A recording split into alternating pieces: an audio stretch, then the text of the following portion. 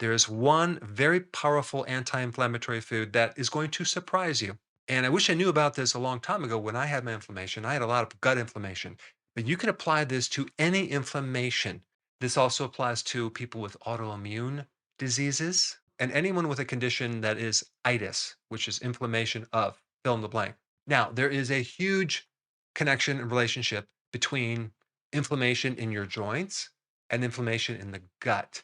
Many joint inflammatory processes, including many autoimmune diseases, originate in the gut. And I'm going to go through the foods that you should avoid first, okay? And then I'm going to tell you what you should be eating. But the foods that create the most inflammation would be related to something like gluten, which actually is in grains. Most of the grains create inflammation in your gut. Most people with arthritis don't know it, but their grains that they're eating are creating a lot of inflammation. Then you have the obvious things like alcohol, sugar, junk foods. Another name for junk foods would be ultra processed foods. Did you realize that 83% of all the calories in the grocery store are ultra processed foods? And we wonder why our digestive system is so messed up. Now, we also have corn. Okay, corn is very inflammatory. It's usually in some type of processed, refined corn product or high fructose corn syrup. But I think about like 96% of all corn is genetically modified, which means it could have traces of glyphosate, which is considered an antibiotic. It can actually mess with your gut flora and create other issues. And then we have soy, the same boat. Most soy is genetically modified. And soy and corn have lectins, which also irritate your gut, which then can stir up the inflammation. And by the way, corn is not a vegetable, it's a grain. Okay. And we eat corn in so many different things corn chips, tortillas. It's in a lot of foods, especially at the grocery store. And it's not in a whole form, it's in some type of refined form. There's even a new type of genetically modified corn that we have not really done the safety test yet, and that's going to be very interesting what happens with that one. And then, of course, we have the obvious seed oils too, like canola oil, the soy oil, the corn oil, all the oils that are highly refined. They're omega 6. They're inflammatory. We also have the A1 milk proteins. Okay, you always want to get A2. A very safe way to avoid the A1 is to have like milk products from either goats or sheep, as in sheep or goat cheese, or sheep or goat kefir. Both of those products are fermented and they have additional benefits. And both of them are the A2 type protein. But I will say that a lot of people have casein allergies, and that is the problem. But then again, they also might have a lactose, milk sugar intolerance. Okay. And that creates another issue. The same thing with gluten. You don't necessarily have to have an allergy, it could just be a gluten intolerance. And then we have just fiber in general, not to mention all the new functional fibers that they're coming out with, like the soluble corn fiber or the tapioca fiber, all these different fiber products that are supposedly going to be good for you, but they create more bloating and inflammation. If you have inflammation wherever it is, and if it's especially in the gut, you need to avoid fiber. And that includes all fiber, and especially the so called healthy, like plant proteins and beans and legumes and even vegetables. That's going to actually irritate your colon. You should probably do carnivore for a while and you'll probably feel a lot better. But I just listed all of the foods that greatly contribute to inflammation. So now let's talk about the most important food to get rid of your inflammation. This food has a very high level of glutamine. In fact, if you look at all the foods out there with the highest level of glutamine, it would be this food.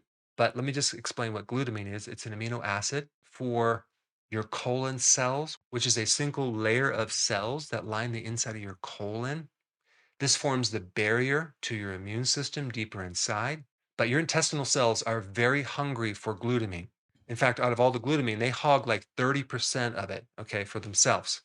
Glutamine is very important in producing ATP energy. Glutamine fuels the intestinal layer of the cells as well as the mucosal layer where all the good bacteria hang out. And glutamine supports tight junctions. You see, I originally talked about this gut being a source of inflammation, but I didn't describe exactly what's occurring. What's occurring is leaky gut, which is intestinal hyperpermeability. You basically have holes in this single layer cell that goes right in, and larger molecules of food that are not broken down can get through there. And then your immune system tags them as a foreign entity to be destroyed. And that's when you start developing antibodies and allergies against foods. So, this problem really is a bypass of normal immigration.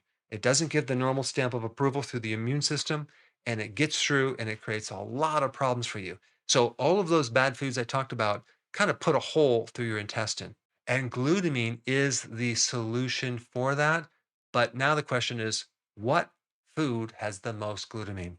And the answer is meat, specifically beef, the thing that they're trying to get rid of right now. They're trying to get rid of cows because of just some ridiculous reason, but beef gives you a super healing protein, glutamine, that can greatly support your gut and other types of inflammatory conditions, whether you have an autoimmune or some other type of non autoimmune joint problem or whatever.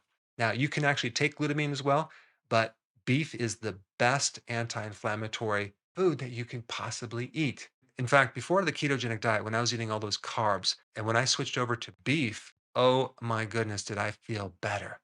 It was incredible.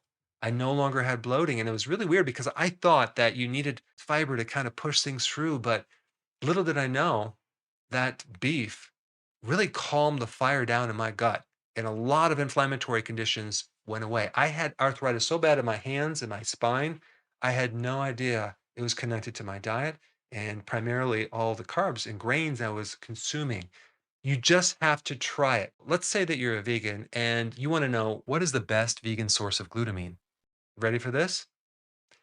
Cabbage. That's right. Especially red cabbage, but all cabbage is loaded with glutamine. So those are the two foods that have the most glutamine if you were to look at like just the spectrum of a meat and a vegetable.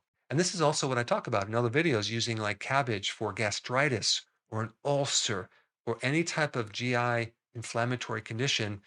You can't really do a lot of other vegetables and fiber, but that's the one that most people can deal with, especially if you do it in a fermented form, the sauerkraut, because that way you get all this glutamine from the vegetable, but you get the microbes as well. Now, there are other things that are loaded with glutamine as well. You have cheese from either a sheep or a goat, or the kefir, like I mentioned. You also have eggs and fish, and especially bone broth, okay? That's loaded with glutamine. So now I kind of simplified how to heal your inflammation and gave you the things that you need to avoid to really turn this thing around. I'm telling you, if you have inflammation, I don't care what kind, you should start eating these foods. These I would start basically eating beef and cabbage and just watch what happens to your inflammation. I think you'll be quite surprised. Now, because of the censoring and the suppressing of the algorithms on YouTube, it's becoming more difficult to find my content. And there's a lot of content that I cannot put on YouTube, unfortunately. So, to make sure you have full access of all my information, go to drberg.com and subscribe to my newsletter by clicking the link down below in the description. I will see you on the other side. Now, if you have not seen my video on sauerkraut, you should check it out. I put it up right here. It's actually very interesting.